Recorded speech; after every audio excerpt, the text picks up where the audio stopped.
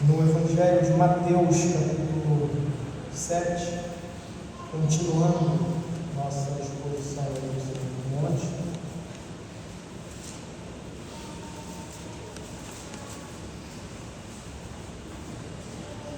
Mateus, capítulo 7. Nós vamos fazer a leitura dos versos 7 a 12, mas nós vamos nos concentrar aí nos versos 7 e 8 somente nessa noite. Confesso que eu queria seguir aí essa unidade aqui, mas a gente ia se alongar muito. Então, vamos ficar aqui nesses dois versos.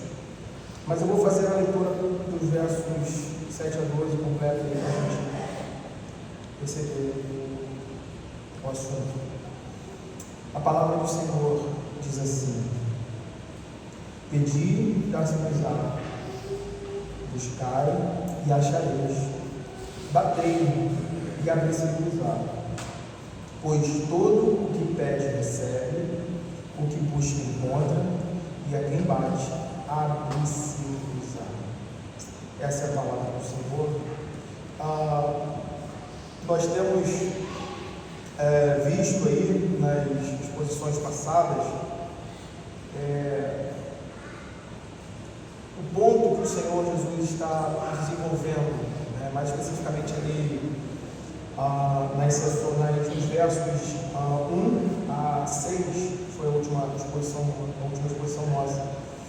E o Senhor tendo falado sobre o julgamento, a aplicação do discernimento bíblico de não darmos o que é santo aos cães, de não lançarmos nossas pérolas aos porcos. Agora o Senhor ele passa ao tema de oração, de pedir, de bater, de buscar ao Senhor em oração, tratando então desse tema junto, esse tema unido entre oração e perseverança como um exercício constante na vida cristã. E algo interessante, um ponto que nós vamos desenvolver aqui, nós vamos perceber no texto, é que normalmente a oração, no contexto dos ensinos do Senhor Jesus, ela aparece de forma bem didática, assim como todo o ensino do Senhor Jesus, mas a oração ela ocupa esse ponto dentro do ensino do Senhor Jesus, que é bem colocado, é bem alinhado a tudo que ele está falando aqui, Então, se nós olharmos aqui, nós vamos tentar visualizar isso aqui dentro do Sermão do Monte, propriamente dito, que nós estamos tratando. Mas se nós observarmos isso, nós vamos perceber que a oração ela sempre é inserida aqui nesses contextos, ou seja, antes ou depois de ensinamentos difíceis, ou de ensinamentos profundos demais, e que revelam, consequentemente, pela profundidade, pela grandeza do ensino, a nossa capacidade humana, a nossa incapacidade, melhor dizendo, humana, em compreender por si só, pela força da nossa carne caída, esse conteúdo, esse entendimento espiritual que se requer das coisas de Deus, do ensino da sua palavra, dessa transmissão, e consequentemente da aplicação disso para a nossa vida. Então é muito importante aqui, irmãos, visualizarmos a posição intencional dessa passagem aqui no texto, na exposição do Sermão do Monte. Ou seja, o Senhor ele não insere os seus ensinos sobre oração de forma aleatória, não é num vácuo aqui dentro do texto ou sem algo intencional. Então eles apontam nessa direção como uma ferramenta pedagógica do Senhor que Ele coloca ali, e a própria estrutura nos ensina. A sabedoria de Deus se revela até nessa estruturação, na forma como uma revelação é dada e colocada na sua palavra para o seu povo. Então, se nós repararmos aí, nós vamos perceber que momentos antes, aí nessa exposição que nós acabamos de fazer, que vai do verso 1 ao verso 6, né, no capítulo 7 ainda, o Senhor, Ele trouxe ensinamentos difíceis, profundos e complexos sobre o julgamento, o discernimento espiritual, que envolve aí os versos 1 a 6, que exigem sabedoria da igreja, que exigem um discernimento na aplicação disso. Irmãos, não pense você que é simples, é uma tarefa. Nós encerramos a última exposição, quando nós falamos sobre esse discernimento de julgar, de separar quem age como cão, quem age como porco, para não lançar das camas do Evangelho. Não pense que é uma tarefa simples e qualquer, não, porque nós estamos lidando com almas, nós estamos lidando com a igreja de Cristo. Errar, pecar nisso envolve muitas coisas que tocam o desagrado de Deus sobre a liderança da igreja e sobre a sua própria igreja. Então, são ensinamentos que exigem uma sabedoria que não podem ser encontradas meramente na lógica da nossa carne, sem ferir aquela ideia bíblica de graça, de bondade, de misericórdia, que precisam acompanhar esse exercício de discernir e de fazer um julgamento reto de acordo com a reta justiça do Senhor. E de fato, quando nós olhamos para todo o Sermão do Monte, nessa perspectiva, todo o ensino do Senhor Jesus desde o início, nós vamos perceber essa realidade. Nós estamos introduzindo aqui. Nos próprios preceitos de amar os inimigos. Lembra que nós abordamos sobre isso aqui? Sobre amar os inimigos, caminhar 2 milhas com aquele que pede para que se caminhe uma, dar a outra face, e muitos outros ensinamentos. Tudo isso estabelece um padrão de justiça inalcançável por esforço próprio da nossa carne caída. E é interessante que a lei existe ali dentro do Sermão do Monte, essa perspectiva da própria do Senhor em trazer a perfeita interpretação da lei, Ele colocando isso de forma clara diante dos seus discípulos. A lei é colocada diante dos nossos olhos de tal forma que nós nos vemos completamente miseráveis e culpados quando o Senhor interpreta dentro do seu verdadeiro espírito da lei, né? Ele quebra o nosso orgulho, aquele orgulho que às vezes se coloca como o orgulho dos fariseus, né? De se acharem homens justos, retos, bons, mas que o Senhor descortina isso, mostrando, olha, a ira do coração é assassinato. O ódio, a cobiça, adultério. Então, diante do padrão estabelecido da lei do Senhor, que é o padrão que Ele está mostrando e apresentando aos seus servos, dos súditos desse reino, o padrão de justiça que é exigido, e que é aquele padrão que Ele, ao final do capítulo, daquela sessão ali no capítulo 5, que começa no verso 17, vai até o 21, se não me falha a memória, que Ele coloca, Ele expõe os fariseus por esse padrão frágil, apenas de uma exterioridade. No final Ele encerra dizendo, olhando para os seus discípulos, dizendo, se a vossa justiça, se a justiça de vocês não exceder muito a dos escribas e fariseus, não entrarão no reino dos céus. Então, nós somos aqui, quando Ele apresenta essa realidade no seu sermão, trazendo todos esses ensinos, Nós somos levados a esse espírito da lei. E esse ensinamento nos leva exatamente a essa condição, a refletir sobre isso e dizer: olha, eu não posso fazer isso sozinho, eu não posso dar conta disso pela força da minha carne, pela força do meu braço. Mas não é somente isso. Também, e veja que interessante isso, na própria forma como o Sermão do Monte abre, lá nas suas linhas iniciais, dizendo: bem-aventurados humildes, ou seja, os pobres de espírito, porque deles é o reino dos céus.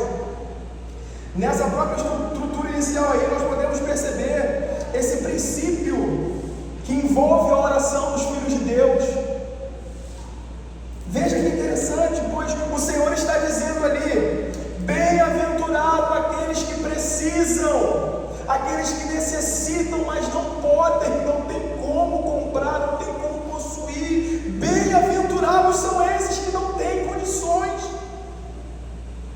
e por isso eles pedem, por isso eles buscam, por isso eles batem como pedintes, como miseráveis, que não têm recursos em si, mas que então eles dependem, confiam na graça de Deus, em provê-los, em supri-los.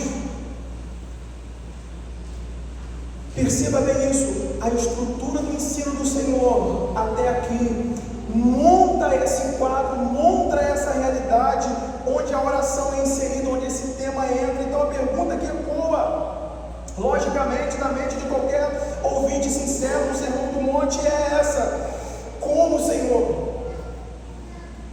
Depois de ele dizer assim: não julguem, para que não sejam julgados, e logo em seguida ele fala assim: não lance o que é santo aos cães, não lance as pérolas aos porcos, não dê aos cães o que é santo. Pergunta lógica de coração, do coração do crente é essa: como, Senhor, eu posso viver essa justiça de forma que te agrade? Como eu posso viver isso de forma justa, sem hipocrisia, sem a mentira nos meus atos e no meu coração?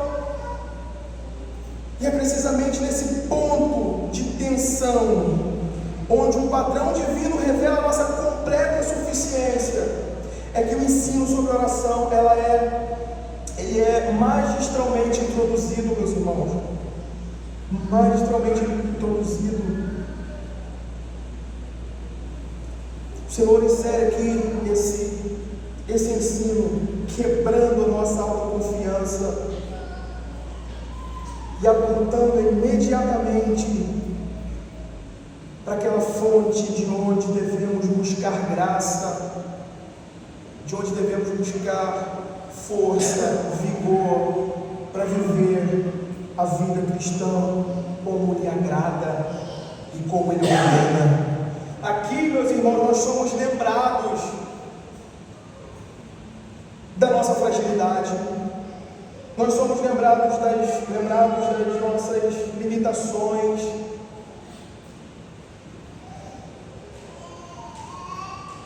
dos nossos pecados. A oração, ela não é, como muitos pensam, um apêndice devocional apenas na vida cristã, mas ela é a resposta fundamental à nossa capacidade. Quando você lê o Sermão do Monte novamente, leia dentro dessa perspectiva. Existem ensinamentos profundos, preciosos, que o Senhor então nos ensina como podemos viver esses ensinos, aplicá-los em nossas vidas. E é importante visualizarmos bem isso, para que, ao lermos esse texto aí, essas palavras, pedir e dar-se-vos-á, buscai e encontrareis, batei e abre-se-vos-á. Para que, ao lermos essas palavras aí que o Senhor coloca nessa estrutura nessa forma, não as tomemos como se fosse uma fórmula mágica que o Senhor Jesus está dando aqui para os seus discípulos, para que eles então possam adquirir bens, riquezas, aquilo que diz respeito à realidade transitória desse mundo. Como muitos fazem, né? Como muitos fazem. Pega o texto bíblico aqui, ó. Está escrito, ó, pede, bata, busca, e ele vai dar, verso 8, vai apontar para isso. Tudo que pede, recebe. Então nós devemos ter um cuidado e entendermos essas realidades que estão envolvidas no contexto aqui, para não tomarmos isso de forma leviana. A oração aqui, meus irmãos, essa oração aqui e esse ensino do Senhor aqui nos é apresentado como um meio pelo qual o nosso Pai Celestial nos apresenta, né, ou nos capacita a viver uma vida que lhe agrade e que seria de outra forma impossível a nós, né? A oração então ela assume esse ponto aqui, ela é esse elo vital entre o mandamento de Deus e a obediência do seu povo.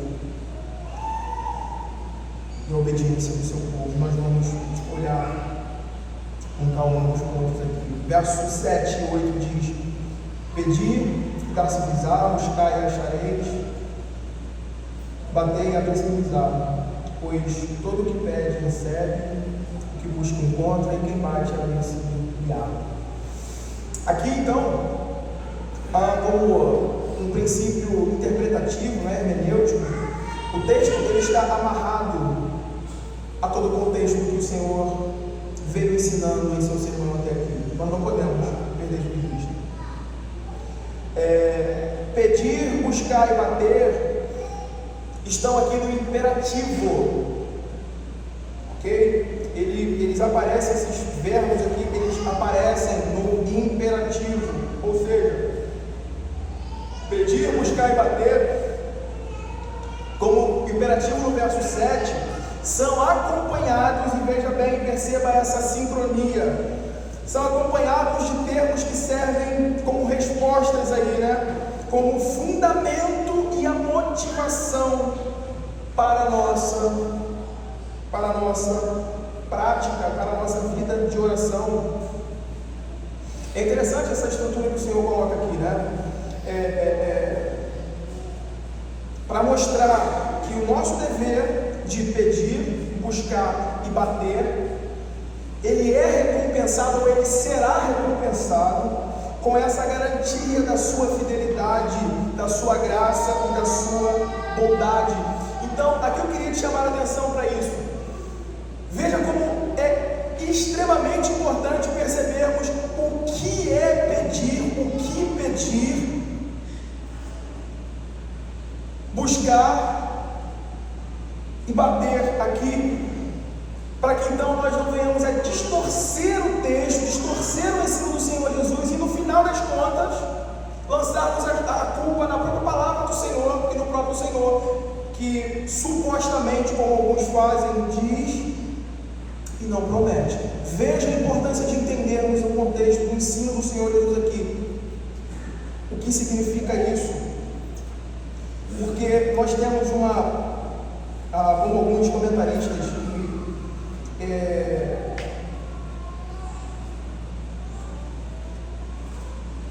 comentam esse texto, eles desenvolvem essa realidade aqui. Um deles é o Matthew Henry. Ele coloca essa realidade de forma bem clara, mostrando que isso é acompanhado como uma promessa, um mandamento: peçam, e o Senhor responderá. Como vem o verso 8: pois todo que pede recebe, o que busca encontra, e a quem bate abre-se-lhe-á. Isso é interessante porque aí eu queria que a igreja prestasse bem atenção nesse ponto. É interessante porque a mente do Senhor aqui, o seu pensamento, não estão nas coisas deste mundo. E isso fica óbvio e claro quando nós lemos todo o sermão, quando nós olhamos para a exposição dele. O pensamento, a mente do Senhor não estão naquelas coisas transitórias desse mundo, na ansiosa solicitude da vida em ter, em possuir bens, riquezas, ouro, prata. Muito pelo contrário, se os irmãos lembrarem, os versos anteriores, ele falou exatamente contra isso.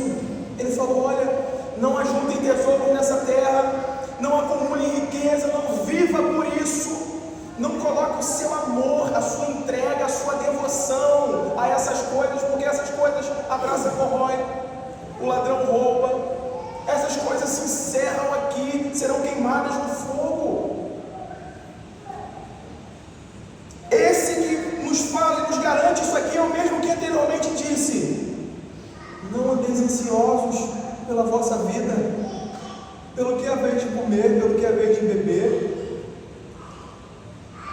É o mesmo que ele trouxe aqueles exemplos mostrando, vejam, as aves não semeiam, não colhem, não trabalham, da vida o vosso Pai as supre. E aí ele entra com o grande ensino: buscai as coisas do alto, em primeiro lugar o reino de Deus e a sua justiça, e todas essas coisas vos serão acrescentadas. Então veja essa realidade que está envolvida aqui, esse contexto que está envolvido no ensino do Senhor Jesus aqui. Por que isso é importante? Porque o ensino do Senhor aqui, ele está refletindo o anseio do homem perfeito, o qual Cristo representa e Cristo é para nós, e o qual nós buscamos ser em Cristo Jesus. Esse ensino aqui, ele reflete exatamente isso. O anseio do homem que nasceu para Cristo, que agora está unido a Cristo e que nutre um pensamento nas coisas do alto, como Paulo vai falar lá em Filipenses. A sua mente, o seu coração não está nas coisas desse mundo, mas está nas coisas eternas, no reino eterno de Deus, na glória de Deus, em agradá-lo, em viver uma vida para a glória de Deus.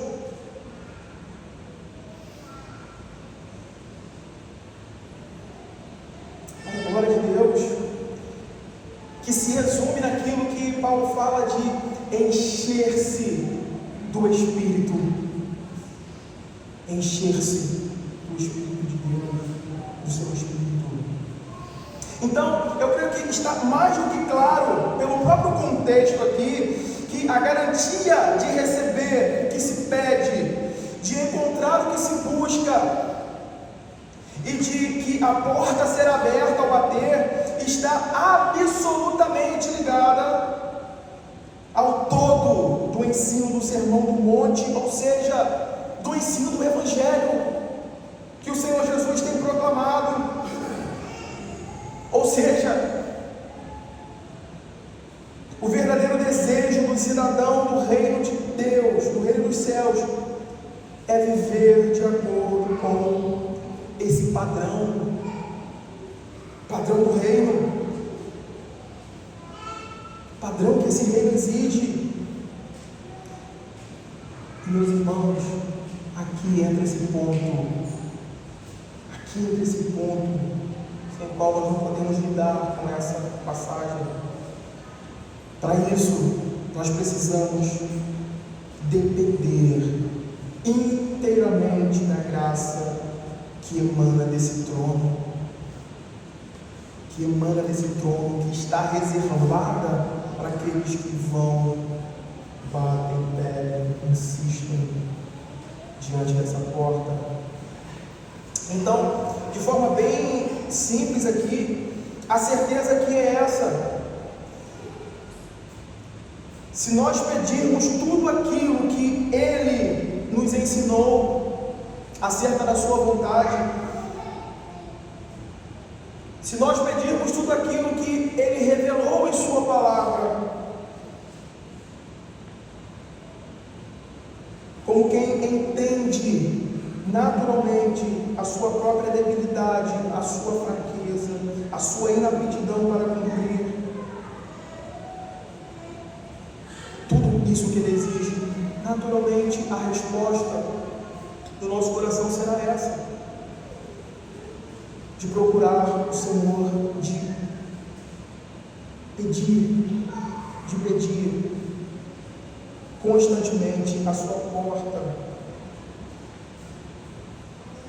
Então veja como aqui cai essa perspectiva neopentecostal que de alguma forma se alastrou por muitas igrejas, não é? De olhar para esses textos aqui e procurar neles arrancar de Deus qualquer coisa, como se Deus fosse um guru ou um chapéu mágico.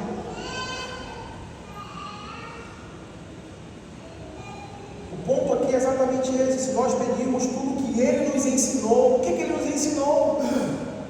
Como orar? Ele nos ensinou isso na oração dominical, e que muitas vezes nós somos fracos nisso, na própria forma de nos dirigirmos a Deus em oração. Se nós pedirmos: Pai, como podemos fugir da hipocrisia, como Ele tem ensinado no próprio Sermão do Monte, ilustrado pela vida dos fariseus e dos escribas, como fugir do adultério, não apenas nessa perspectiva de via prática, mas no coração, na mente, como falar a verdade, como evitar o ódio ainda no coração. Se pedirmos e buscarmos e permanecermos nessa porta a bater, como inteiros dependentes da mão que abrirá essa porta, meus irmãos, certamente teremos isso. Essa é a garantia do mandamento que nos é colocado no imperativo: peça, busca e bata. Por quê? É o que entra aí: a todo que pede, recebe; o que busca, encontra; e a quem bate, abre-se-lhe-á. Então a lógica aqui é bem simples, ou seja, se você pede, recebe; busca e encontra; bate e lhe é aberto. É porque isso está de acordo com o que Ele mesmo ordenou, com o que Ele mesmo requer de nós. Então nós precisamos entender isso, que a oração não é uma varinha mágica que, por meio de alguns comandos nossos, nós forçamos a Deus a nos dar aquilo que às vezes até Ele não queria, não era da intenção dele, mas que por algum motivo, usando essa varinha mágica, Ele se vê obrigado a nos dar aquilo que Ele mesmo não queria. Meus irmãos, se nós entendêssemos um pouco mais sobre o que é o ser de Deus,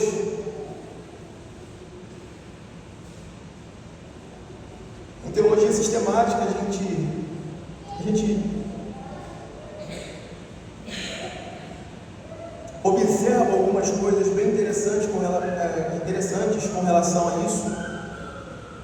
Meus irmãos, o que Deus quer hoje é o que Ele quis em toda a eternidade. Você não muda a mente de Deus naquilo que Ele determinou em seus decretos.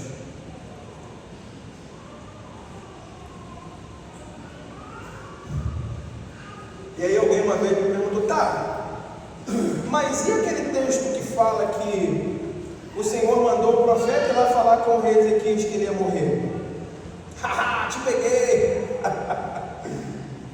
Saia dessa! E aí? E o profeta vai, o profeta Isaías, né? Vai, entrega, fala: olha, prepara a tua casa, põe a casa em ordem, porque você vai morrer. E aí ele sai, o rei vira seu rosto para a parede, ora ao Senhor, sem ser visto em cima da como eu falei, assim, faz uma oração ao Senhor. E o Senhor ouve essa oração, vai a Isaías e fala assim: volta lá e fala para ele que ele vai viver mais 15 anos. Veja como essa perspectiva fraca que existe não nos faz perceber essas realidades acerca do ser de Deus. Meus irmãos, o que Deus sempre quis em toda a eternidade foi que ele vivesse aquele prazo, o tempo que ele viveu, os meios, aquilo que aconteceu ali, inclusive esse momento em que ele vai e diz que ele morreria, está incluído o que significa a oração. A oração é esse meio pelo qual o próprio Deus estabeleceu que as coisas que Ele já determinou na eternidade chegariam à vida do seu povo, tocariam a realidade da nossa existência. Por isso nós somos constantemente exortados a orar, a pedir. Existe um livro muito interessante do Sproul falando sobre isso. Se Deus é soberano, por que orar? As coisas vão acontecendo, vão. O eleito vai ser chamado, o ímpio será perdido, as coisas que tocam a nossa vida, sim, mas ao mesmo tempo existem essas duas realidades como uma linha, um trilho de trem, que às vezes não se encaixam, não se cruzam na nossa cabeça, mas eles estão lá, e eles vão chegar no ponto da eternidade onde isso será esclarecido. Deus é soberano, sim, mas ao mesmo tempo Ele nos ensina e nos ordena a orar, a pedir, a insistir, a bater nessa porta. Nós não podemos perder isso de vista, senão nós trazemos Deus para dentro de uma realidade medíocre, de um mundo pagão, que não conhece a Deus, e não vive de acordo com a grandeza, a majestade, a glória eterna desse Deus. Nós estamos lidando com o eterno, meus irmãos. Diante desse Deus, está lá o dia que Ele botou Adão no Éden, está a cruz de Cristo, está o último dia, não existe hoje, amanhã só existe para mim e para você, no que diz respeito a essa realidade. Eu só consigo enxergar hoje, só consigo fazer essa conta e esperar, possivelmente, por amanhã. Tudo isso está diante de Deus.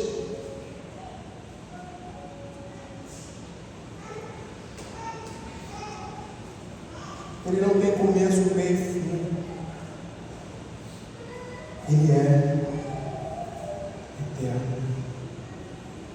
Então, eu queria que nós percebêssemos isso, que a oração não é essa vara mágica que nós vamos a Deus, então nós impomos como fazer, como ser, como deve ser. Então, Deus se sente acuado, então como se nós pudéssemos mudar a mente de Deus. Eu acho interessantíssimo o que Sproul comenta sobre isso nesse livro que eu citei aqui. Ele fala: o que a oração frequentemente muda em nós é a nossa impiedade, é a nossa incredulidade, a nossa dureza de coração. É isso que a oração faz, por isso que devemos orar.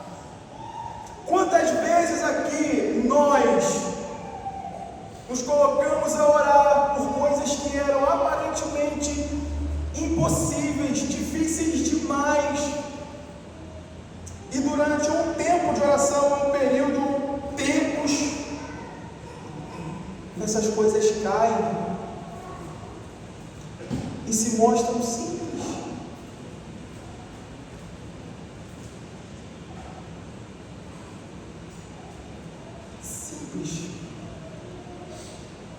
Que a oração muda essa perspectiva, porque ela nos aproxima desse Deus, ela nos coloca próximos desse Deus eterno, todo poderoso, todo amoroso, santo e justo. Então nós passamos a admirá-lo, a perceber coisas que antes não percebíamos por essa distância. Então nosso coração começa a mudar, a conformar-se a Ele. Mas veja que o ponto aqui não vai muito nessa direção. Ele está apontando aqui para essa afirmação, para esse imperativo e para as garantias que isso nos dá. Nós precisamos, irmãos, olhar para esse texto à luz de toda a revelação. À luz de toda a revelação e entender que essas palavras não indicam que nós vamos ter qualquer coisa que pedimos indistintamente. Não caia nesse golpe, não caia nesse ponto do vigário. Mas que quando alinharmos nossa vida, nossa mente, nosso coração, as coisas de Deus, a Sua palavra e a Cristo, quando o nosso coração estiver firmado nesse mandamento de buscar em primeiro lugar o reino de Deus e sua justiça, então a nossa oração será ouvida, respondida, porque pedimos aquilo que está de acordo com a vontade de Deus. É por isso que nós temos essa garantia. Deus não é um atendente celestial. Você levanta a mulher, viu no restaurante? Garçom. E aí vem o garçom. Pois não? E você na oração ali, como um garçom fala, não vou querer isso. E o garçom vai notando, Deus não é um garçom celestial, não. Ele é o nosso Pai Celeste, o juiz de toda a terra, o Santo de Israel.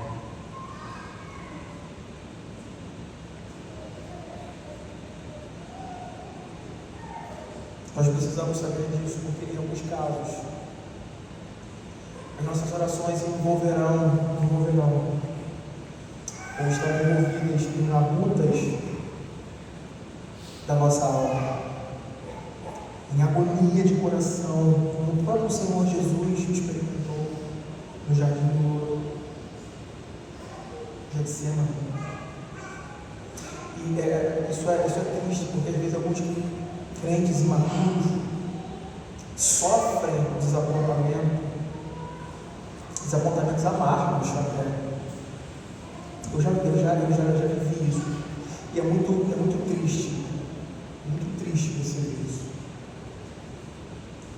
É muito triste você lidar com isso.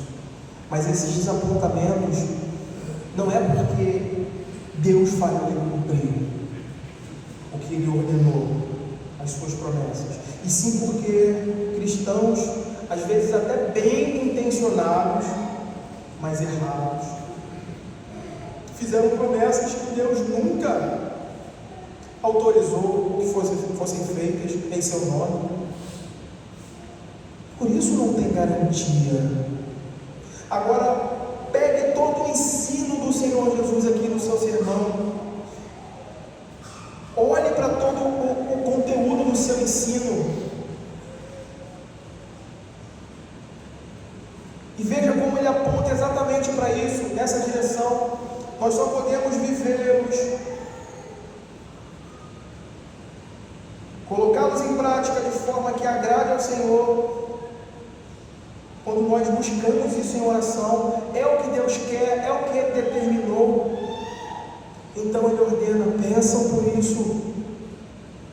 Nós não temos o estoque.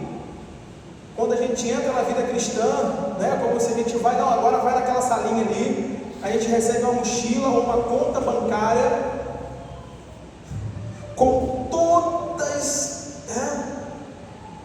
aquelas coisas que a gente vai precisar, com todos os suprimentos da vida espiritual. Então aí a gente já tem esse estoque. Isso é adquirido ordinariamente na nossa vida por meio da oração, por meio desse meio de graça que o Senhor nos concedeu a igreja. Por isso aqui Ele está nos ordenando: peçam, busquem e batam.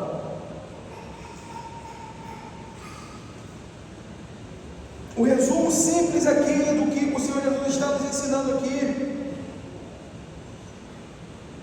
tem o propósito de nos encorajar a orar, de encorajar o povo de Deus a orar. O padrão é bem simples mesmo, devemos pedir e receberemos, bater e nos será aberto. No entanto, e aqui eu queria colocar alguns pontos. O Novo Testamento ele expande as condições, dando-nos aqui uma perspectiva mais completa do que está envolvido aqui nessa oração, nesses pedidos, nessa busca e nesse bater. E aí eu queria que os irmãos abrissem agora comigo. Eu vou abrir alguns textos aqui bem rapidamente. Eu queria que a igreja me acompanhasse, para que a gente não tenha uma ideia solta do que isso significa a nossa vida. Abra João 9:31.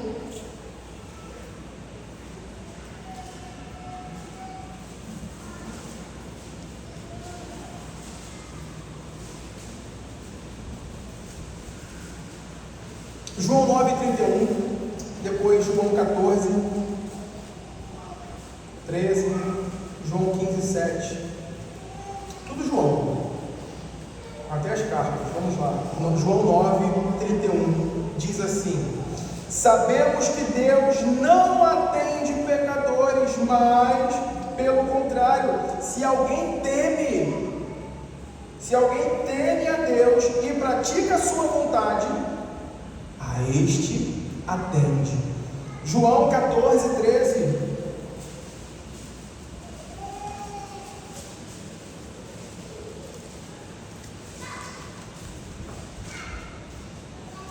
João 14:13. Tudo quanto pedirdes em meu nome, isso farei, a fim de que o Pai seja glorificado no Filho. Veja isso, veja o andamento disso, o apontamento desses textos ligados ao texto de Mateus. Agora João 15:7.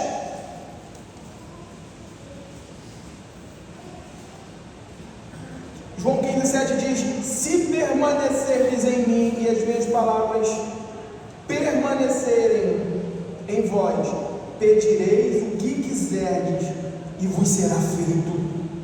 Aí agora eu vou ler bem rapidinho os capítulos 3 e 5 de 1 João. 1 João 3, a gente leu isso aqui, né? Na leitura continuada. 1 João 3:22. Aquilo que pedimos dele receberemos. Por quê? Veja, porque guardamos os seus mandamentos e fazemos diante deles ou dele o que lhe é agradável. E João 5:14, 1 João 5:14, só ia avançar alguns capítulos,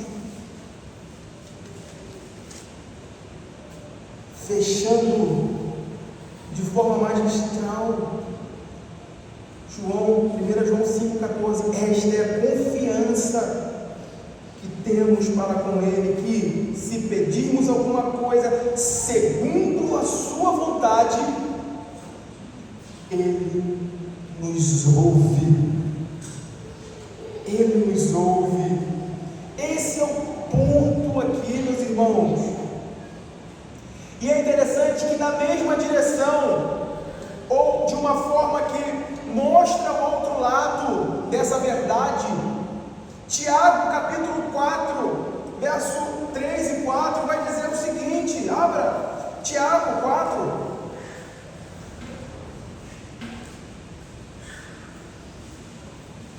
essa verdade ela tem essas facetas aqui, e veja como isso fica claro diante dos nossos olhos. Tiago 4, 3 a 4 diz assim: nada tendes, porque não pedis.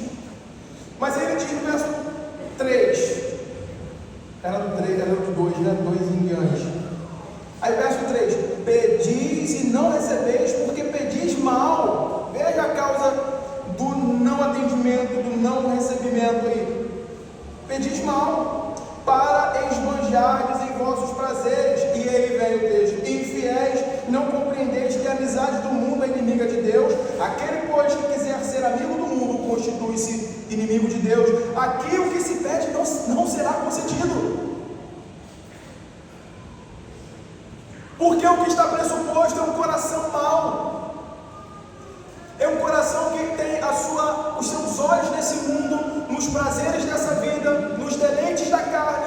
Então tudo que será pedido aqui não está em acordo com a vontade de Deus, e isso é negado.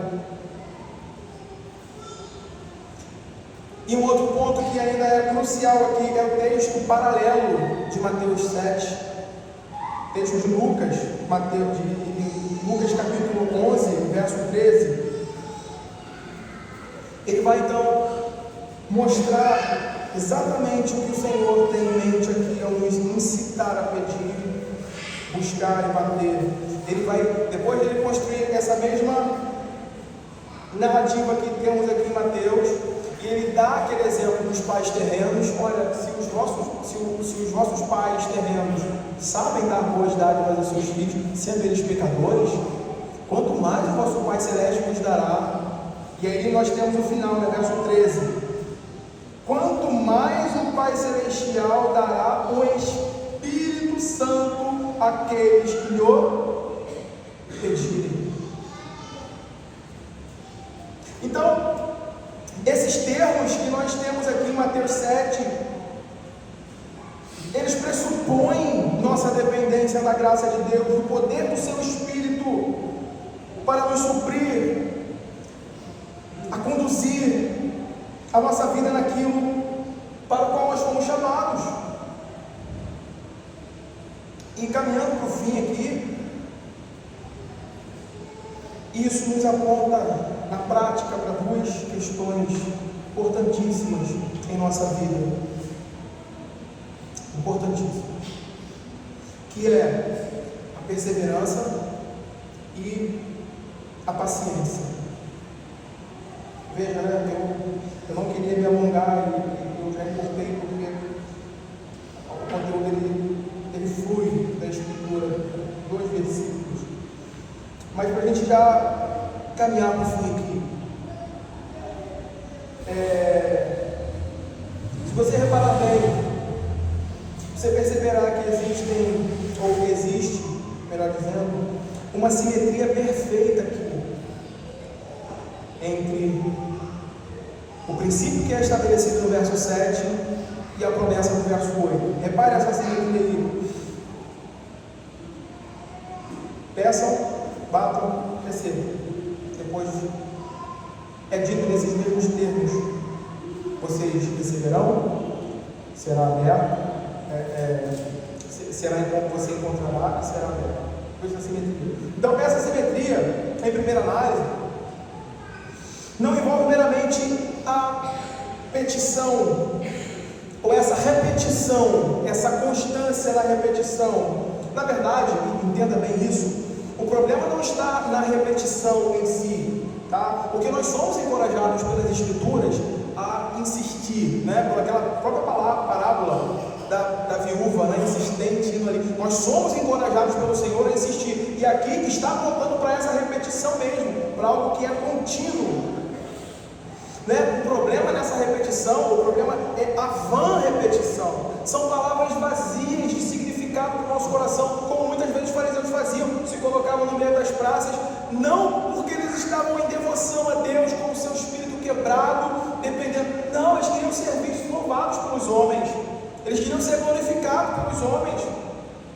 O problema está envolvido aí, fazer algo para se mostrar, só como uma reza. Você repete ali uma mera repetição.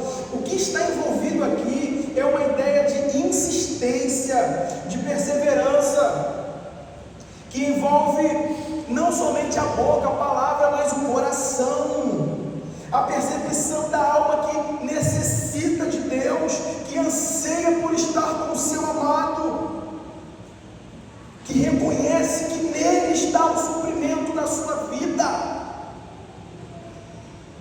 Os verbos aqui, os verbos gregos aqui, eles estão no presente contínuo, ou seja, é como se tivesse aqui: continuem pedindo, continuem buscando, continuem batendo, mostrando que a oração ela não é meramente repetições vãs, mas é a ideia de um coração persistente e confiante na graça e na bondade de onde ele busca esses suprimentos para suprir a sua vida. Eu achei interessante que a Catecismo Maior de Westminster ele vai dizer, na pergunta 185, como devemos orar? E a resposta é: devemos orar com solene percepção da majestade de Deus e profunda convicção da nossa própria indignidade, necessidade e pecados, com o coração penitente, grato e franco, com entendimento, fé, sinceridade, e aí vem fervor, amor e perseverança. Veja como os teólogos da Westminster entenderam essa realidade, né, de forma bem cirúrgica. Amor e perseverança. E aí vem esperando nele com submissão humilde a sua vontade. Meus irmãos, como pecamos nisso, não é? Como pecamos nisso? Como o nosso coração tem sido insatisfeito às vezes com um encontro com aquele que dizemos que amamos apenas na semana, no meio da nossa correria, dos nossos afazeres. Só reservamos momentos para falar aqui e passamos a semana inteira desprezando esse que dizemos com os nossos lábios que amamos. A oração não envolve, irmãos, apenas isso. Eu achei algo assim assustador que Piper fez, e ele falou no seu sermão esses dias, esses tempos. Ele estava pregando, não sei se uma conferência ou algum lugar, não sei. Ele falou que foi no ChatGPT e escreveu lá: crie uma oração de 30 segundos com o mesmo espírito do Dr. Carlos, em devoção à glória e à majestade de Deus. 3 segundos, estava lá, ele falando, 3 segundos a oração estava pronta ali no ChatGPT. Eu não trouxe aqui, mas algo admirável, teologicamente bonita, bela, agradável. E aí ele faz uma pergunta: isso é oração? Isso é adoração? E ele responde com veemente: não é. Nós não somos máquinas. A nossa devoção, a nossa busca a Deus deve envolver o nosso coração, irmãos. Deve envolver a integralidade do que nós somos nessa entrega a Deus. Máquinas, sistemas desenvolvem orações, mas eles não podem adorar ao Deus Criador dos céus e da terra. Nós fomos feitos para a sua glória, para o louvor da sua glória. Às vezes nós pecamos muito nisso. Provérbios 8:34 diz algo que eu amo. É um texto que constantemente nós estamos passando por ele e que resume exatamente o que significa essa insistência na oração, em pedir essa graça para a nossa caminhada. Provérbios 8:34, feliz o homem. Como é que o Sermão do Monte começa? Bem-aventurado, que significa feliz, ou mais que feliz. Feliz o homem que me dá ouvidos, velando dia a dia as minhas portas, esperando as minhas ombreiras, ou esperando as ombreiras da minha entrada. É desse homem que Deus se agrada. É esse homem que é descrito como um homem feliz, bem-aventurado. É esse pedinte aqui que é colocado como aquele homem feliz. E isso já nos coloca na direção desse outro princípio para encerrarmos aqui, que é o da paciência. O pastor pincelou alguma coisa aqui pela manhã, eu achei muito bom. E eu queria que vocês percebessem isso. Toda a configuração desse mundo caído está funcionando de tal forma a nos fazer homens e mulheres imediatistas.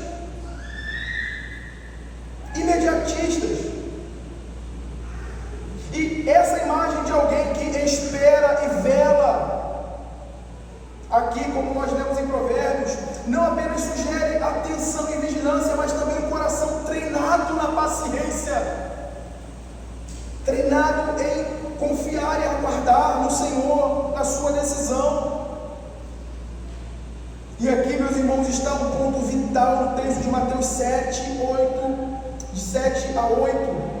Pedir, buscar e bater não se harmonizam com a mentalidade apressada do nosso tempo, meus irmãos. Nós vivemos num tempo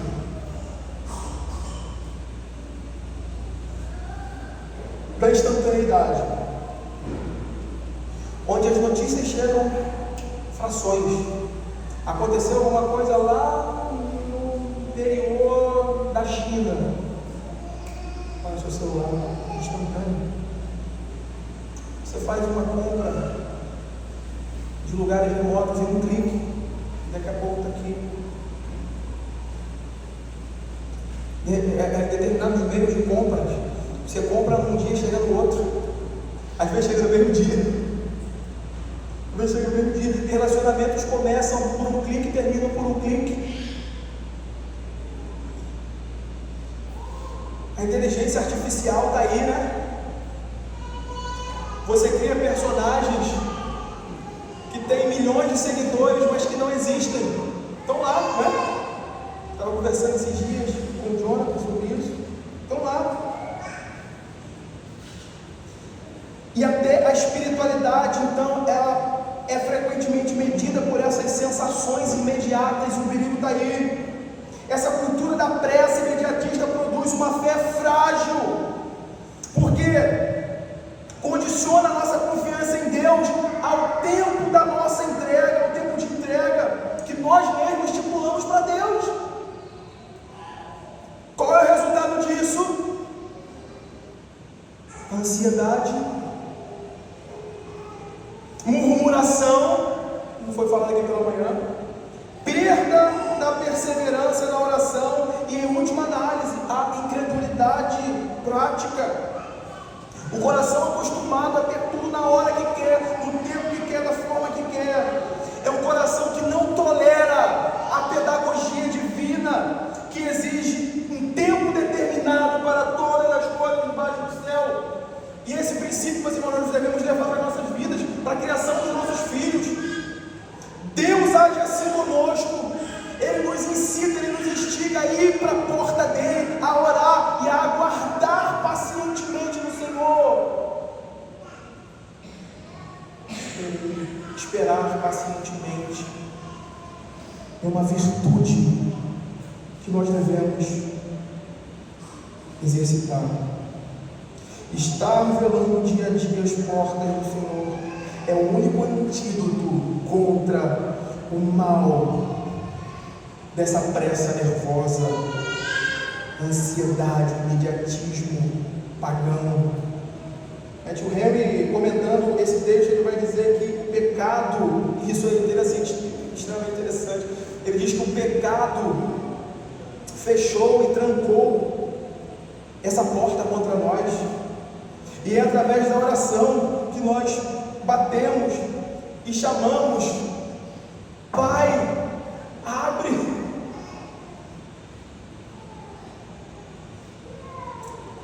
Abre essa porta, Senhor.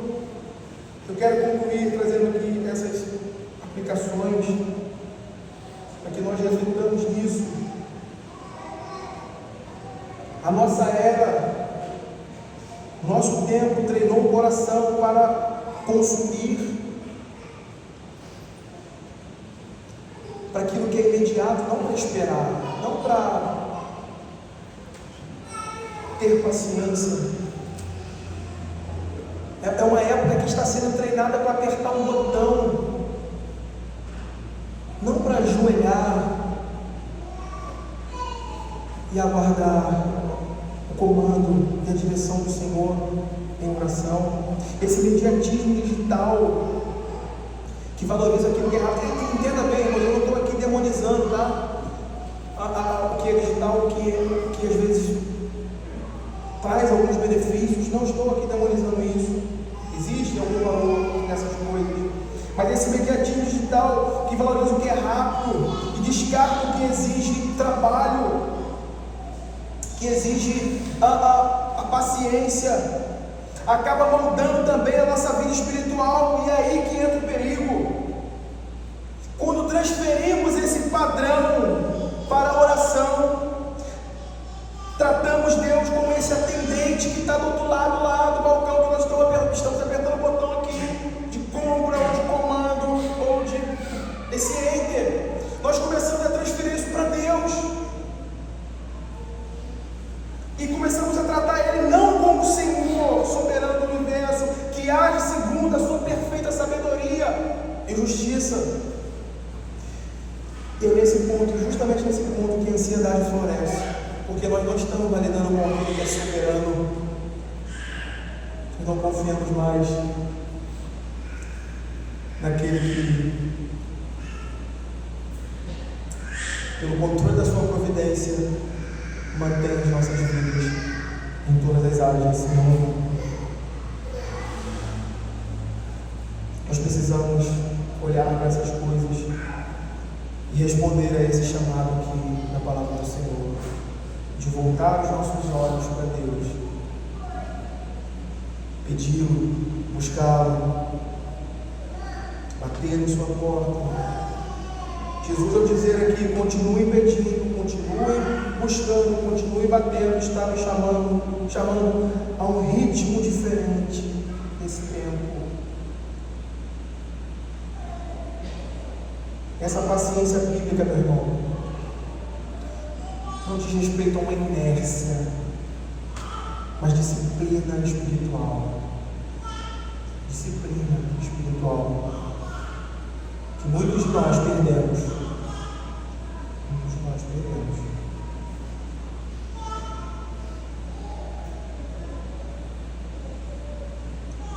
Precisamos ouvir e atender a isso, como o homem de Provérbios 8:34, que vela dia a dia as portas.